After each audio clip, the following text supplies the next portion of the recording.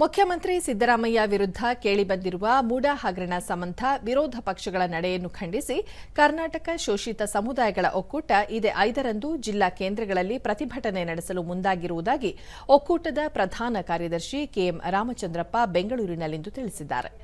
ಮುಖ್ಯಮಂತ್ರಿ ಸಿದ್ದರಾಮಯ್ಯ ದೀನದಲಿತರ ಅಭ್ಯುದಯಕ್ಕೆ 10 ಹಲವು ಯೋಜನೆಗಳನ್ನು ಜಾರಿ ಮಾಡಿದ್ದು, ಅವರ ವಿರುದ್ಧ ಸುಳ್ಳು ಆರೋಪಗಳು ಖಂಡನೀಯ. ಬಡವರ ಶೋಷಿತರ ಕಲ್ಯಾಣಕ್ಕೆ ಶ್ರಮಿಸಿದ ಮುಖ್ಯಮಂತ್ರಿ ವಿರುದ್ಧದ ದುರುದ್ದೇಶದ ತಂತ್ರಗಳು ಫಲಿಸದು ಎಂದು ಹೇಳಿದ್ದಾರೆ. ರಾಜಭವನ ಚಲೋ, ಆ ರಾಜಭವನ ಚಲೋ ಬೆಂಗಳೂರನ್ನೇ ಆಡಿಸುವಂತ ಒಂದು ಸ್ಥಿತಿಗೆ ಬರ್ತದೆ.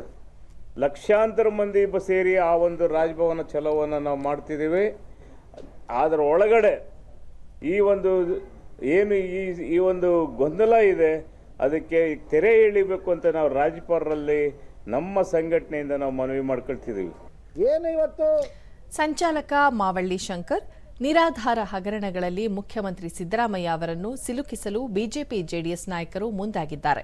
ಇದನ್ನು ಪ್ರತಿಭಟಿಸಿ ಹೋರಾಟ ನಡೆಸಲಾಗುತ್ತಿದೆ ಎಂದರು. ಆಗೋದಕ್ಕೆ ಇವರು ಅವಕಾಶ ಮಾಡಿಕೊಡ್ಬೇಕು.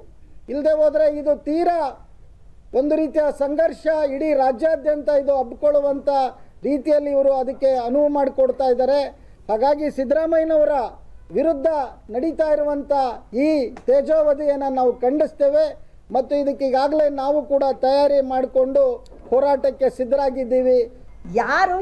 ಮಾಜಿ ಸಚಿವೆ ಬಿಟಿ ಲಲಿತಾ ನಾಯಕ್ ಮೂಡಾ ಪ್ರಕರಣದಲ್ಲಿ ಕಾನೂನಾತ್ಮಕ ತನಿಖೆಗೆ ಸಿದ್ದರಾಮಯ್ಯ ಅನುಮತಿ ನೀಡಿದ್ದಾರೆ. ಹೀಗಿರುವಾಗ ಮುಖ್ಯಮಂತ್ರಿಗಳಿಗೆ ನೋಟಿಸ್ ನೀಡಿರುವುದು ಸರಿಯಲ್ಲ ಎಂದರು.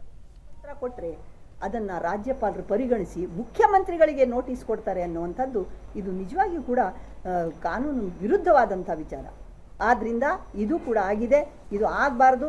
ಇದನ್ನು ಸಾರ್ವಜನಿಕರು ಖಂಡಿಸಬೇಕಾಗಿದೆ. ಇದರ ವಿರುದ್ಧ ನಾವಂತೂ ಒಂದು ಸುದೀರ್ಘವಾದಂಥ ಒಂದು ಹೋರಾಟವನ್ನೇ ಮಾಡಬೇಕಾಗತ್ತೆ ಅಂತ ಅನ್ಸುತ್ತೆ.